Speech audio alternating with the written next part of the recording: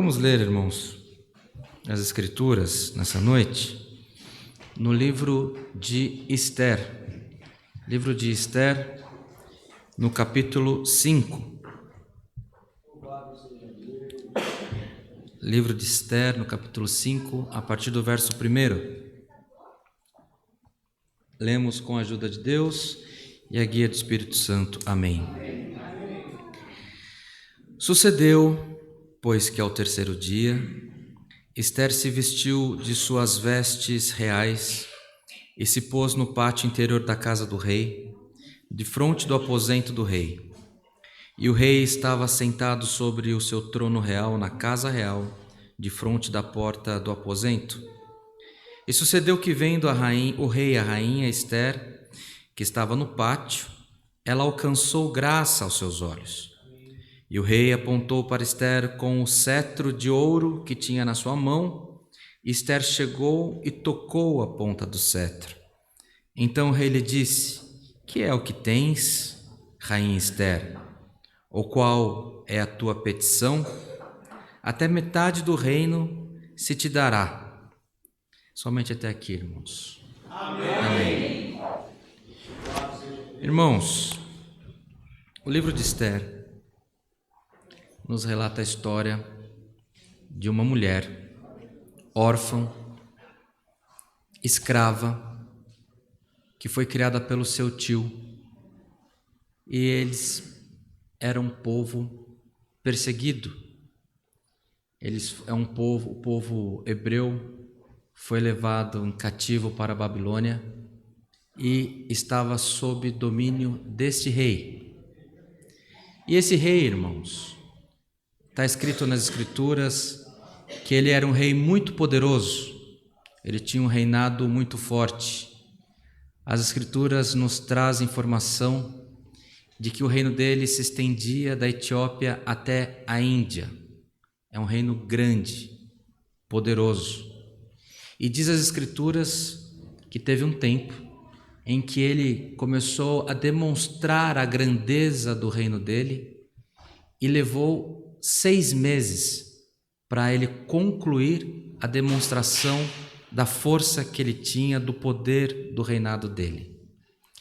Quando ele encerra aquela demonstração, com o coração cheio de alegria, ele convoca todo o povo, pobre, rico, para que todos pudessem celebrar com ele por diversos dias. E foi servido vinho para todos, em castiçal de ouro para todos, comida à vontade para todo o povo, seja eles nobres ou classe baixa, rico, pobre, todos estavam festejando a grandeza daquele reinado.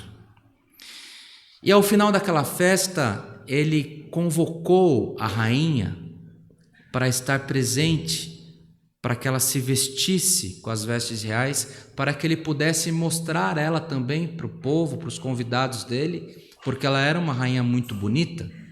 Só que a rainha, ela se recusou, irmãos. Ela se recusou e não quis ir na presença do rei, não quis ir completar aquela festa da maneira como ele queria, e aquilo ali foi muito triste para o rei. E então ele se consultou com os conselheiros que ele tinha e acharam por bem que aquela mulher não fosse mais a rainha daquele rei. Então ela foi proibida de estar na presença dele e convocaram então uma nova situação. Eles iriam trazer moças bonitas do reino, moças virgens, para que pudessem serem treinadas e passassem na casa real e visse se de alguma delas o rei iria se agradar.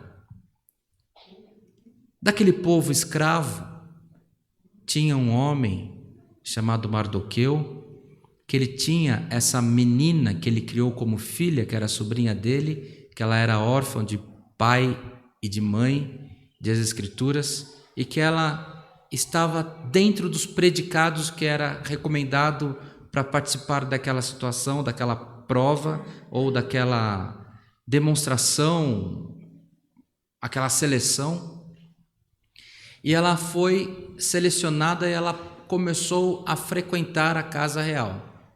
Uma escrava, uma órfã. Ela começou a receber tratamento, ela começou a receber treinamento, educação, para que ela pudesse ter condição de frequentar o palácio. E esse treinamento, diz as Escrituras, que estava programado para durar 12 meses. E chegou o tempo, irmãos, que ela achou graças aos olhos do rei e ela foi escolhida para ser a nova rainha.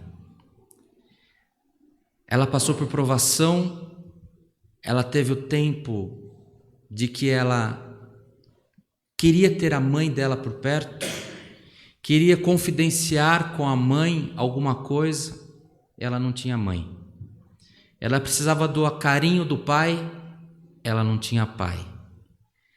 E ela também não tinha educação, ela não frequentou as melhores escolas da época, ela não conhecia como se comportar na mesa do rei.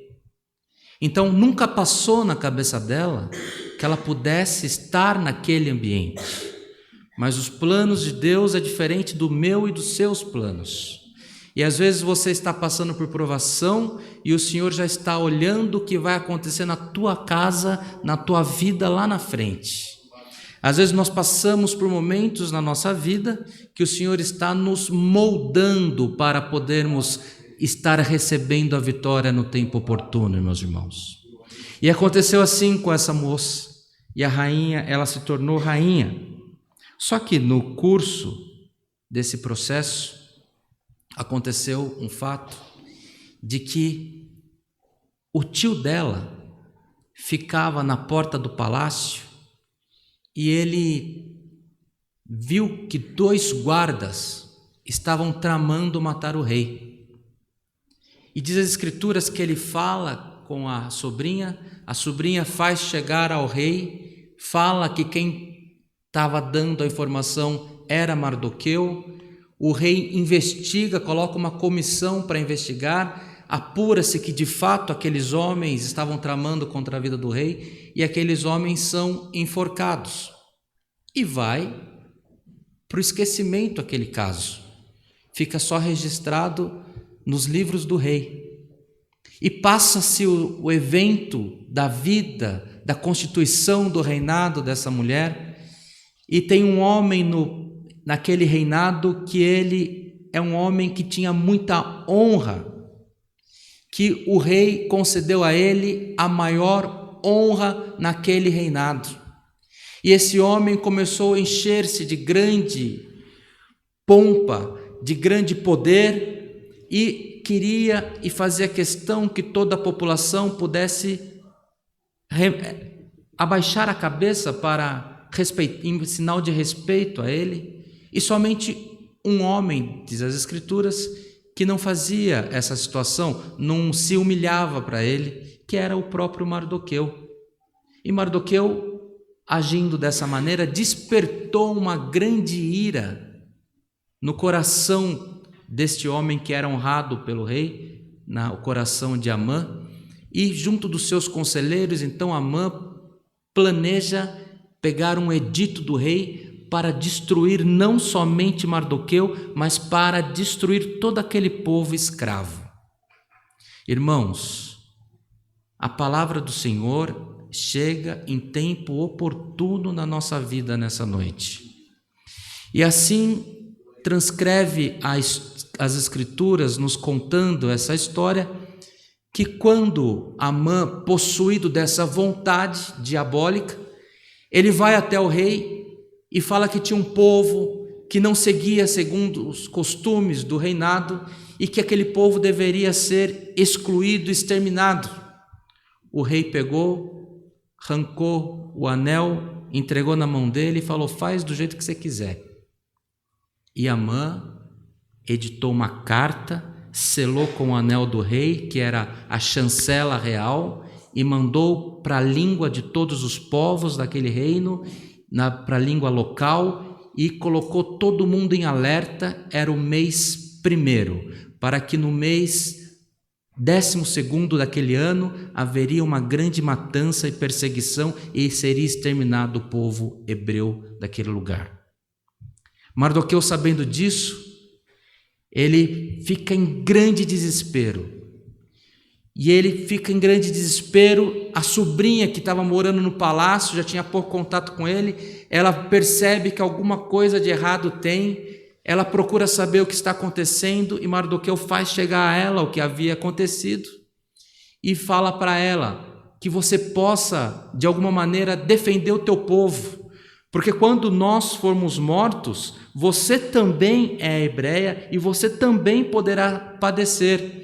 Ela falou: façamos assim, que vocês jejuem por 3 dias, eu vou jejuar por 3 dias, e irei na presença do rei para viver ou para morrer pelo meu povo. Glória ao nome santo do Senhor. Foi debaixo de oração, foi debaixo de jejum, mais ou menos como nós estamos na presença de Deus nessa noite, mais ou menos como o povo que está nos acompanhando pela internet está nesse momento. Você está debaixo de prova, mas você está debaixo de oração.